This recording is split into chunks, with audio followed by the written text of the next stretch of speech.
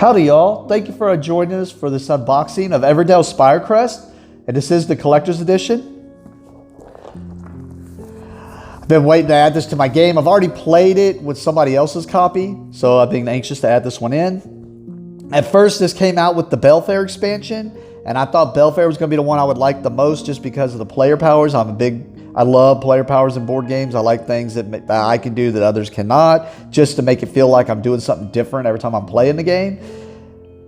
But I can tell you when we played this with another person's game, this ended up being I like this one a lot more than I did Belfair, just because it felt like I was adding player powers and more to it. So as you can see here, it tells you what it adds to this game. We're going to see 33 new discovery cards, which I'll explain as we go through it. We're going to see some weather cards, which are like random events. We're going to see the board that goes on the bottom. We're going to see the map tiles, and then the new foxes. The rabbits, we'll see what they are. They have to do with the thing, with the expansion. We have the saddles, the big critters, and then the rule book and whatnot.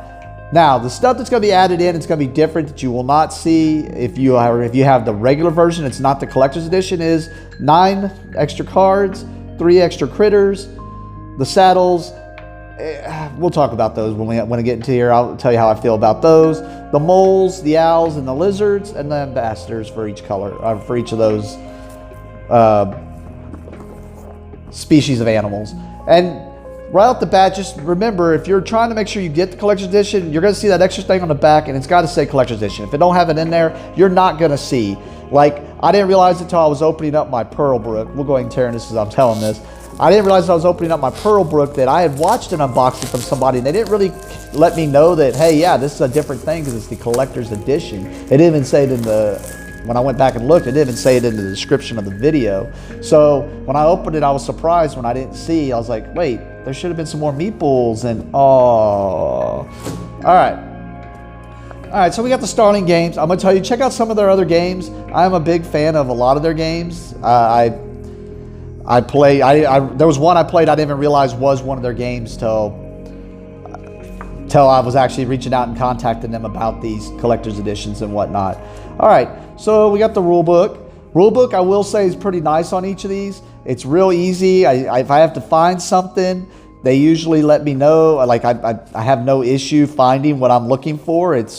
And yes, it may be the old man in me, but big lettering to where I don't have to feel like I'm reading text a page. I can just, oh, here's what I'm looking for.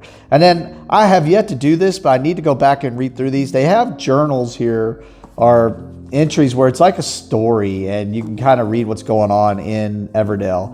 Need to do that real bad. All right, then they let you know the collector's edition stuff. I don't know if the others really had this. I think they did for like the cards on the base one, but I could be wrong. But yeah, this is pretty cool because it lets you know right off the bat what is stuff from here, because they're probably gonna have the cards mixed in and stuff, and that way you know what is different. And they didn't just do it in a rule book to where if you didn't get the collector's edition, you're not really going to know, like, well, I didn't see this animal in there. Where is it? That's pretty cool. All right, so we got the extra board. This is going to go on the bottom. This is where the discard pile area is. So this will go on the bottom, and you're going to have the events for the season, and then you're going to have the cards where you get these cards as you do stuff. So, and we'll talk about each of those, but it's still got the same beautiful artwork, and that's cool. I'm glad they kept that. These are adventure tiles, or is what I call them. I'm sure they're called something else. You will get these, and you'll build an adventure over time. So like each time you pick one up, let me see if I can get 2 of them punched out here. After you pick one up, you'll just connect it. And then at the end of the game, if you're able to pay, like, so first I look, do I have 2 cards to discard? I do. Hey, I get 2 points. Do I have 2 resources to discard? Then yeah, hey, look, I get another 2 points. And you're going to have 3 of those, and they progressively get harder but worth more victory points. So that was a cool addition, in my opinion, to the game. Another way to get victory points, another avenue to go, is always cool. This is just the starting thing where it'll start at for your adventure. So you're building that tableau to be able to spend stuff on. And then some more victory points. Of course, I have the metal ones, so I guess I guess can be needed. All right, so these are the saddles. I'm gonna come back to them. We'll go straight into them. We'll just go to these first, and then I'll go back to them and talk about how I really feel about them. All right, so we got the big meeples, which are the mounts. These I did not think I would like as much. I was like, oh, whoopity-doo, you just got mounts. Cool. This ended up being an addition I did like a lot. It basically went back to that player power thing I talk about where each of them feel different or feel unique.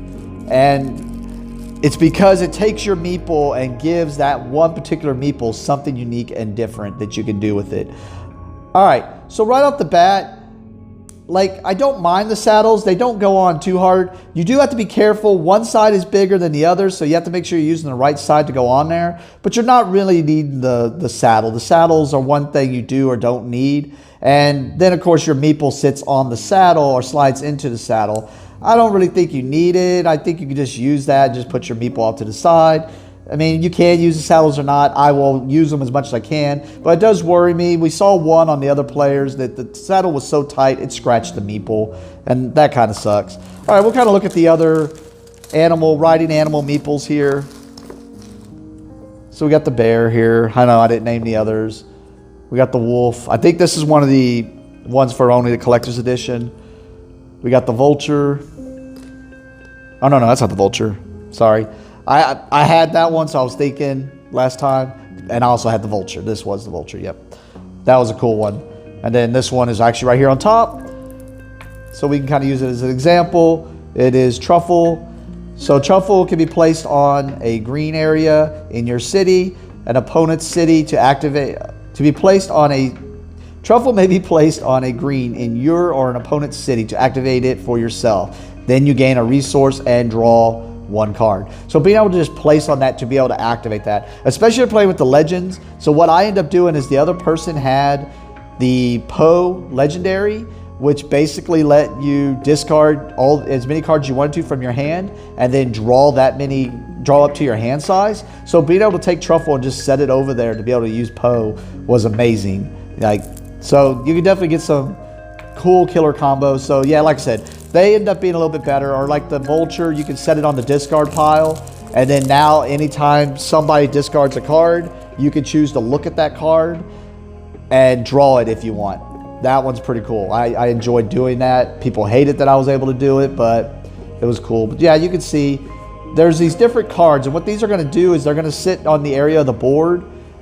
And whenever you go to the next season, I guess I'll just show all of them and then we'll flip through it. When you go to the next, when your person progresses to that area, they get to look at the top 4 of those cards and choose one to get. So they may get a rider or they may get a prospector. And most of them are just a one-time thing you can do. But if you think about it, it's like an ever-growing player power.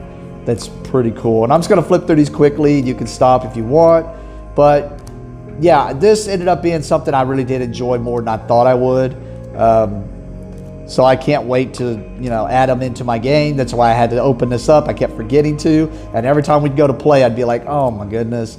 I want to be able to open that up and show people the differences and show cards.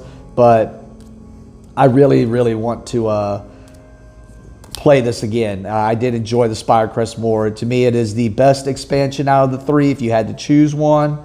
I also think it brought a lot of game balance to the game. That if you're one just playing for fun, yeah, that's cool. But I did feel like it brought a lot of game balance to that randomness out of it. So I do recommend checking it out and seeing what it's all like. I wish I could have time to go through. I might make another video that goes through and shows you all the differences from the collector's editions. And that way you can know whether it's something you want to strive for or not, to try to get that collector's edition.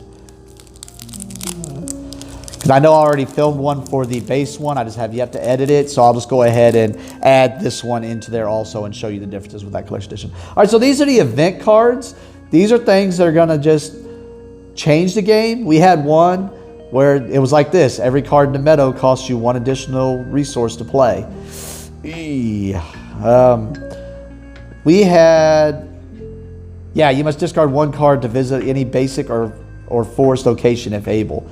That kind of hurt. And then every construction costs you 1 additional resource. So these While, yeah, they're bad, I thought it added something extra to the game for replayability. Yeah, forest locations may not be visited. Man, like, so these could definitely change up how the game is going to play. I like stuff like that in games because it's just more replayability. I mean, yes, it makes the game more difficult, but more replayability is always a key thing I'm always looking for. And then we have I already saw, I thought an ambassador in there, I might be wrong. But we have all the little rabbits. The rabbits basically just go on the adventure. Let me grab that real fast for you. So like, once again, when you're setting this thing up, all the rabbit really is, well, the rabbit moves around on the board to let you know where you're at in the season and what cards you're going to be doing next and whatnot. But at the end, you just put them on this, and then that lets you know what you're paying to get the victory points. But yeah, they move around on the other part of the board to basically see where you're at on there and what choices you're going to be making. And they got one for every color, basically here, or for every color, for every species of animal you're playing. All right, oh, there it is. There they are. I was about to say we should see some more frog ambassadors for the new species meeples. And then we have some more baggies. And then we have the new species. Let's pop through them. Since I already went through the cards. We got the lizards. We got the owls, which we actually played this last night and we needed the owls. I was like, where's the, oh, Spirecrest. The fox. And last but not least, the moles. All right. Well, thank you for watching. And like I said, I'll try to get that video out to show you the differences of all the collector's editions. That way you can see if you want to upgrade your set to the collector's editions. But other than that, that was fun. I can't wait to add this into my game. Like I said, I enjoyed it a lot. Thank you for watching and have a great day.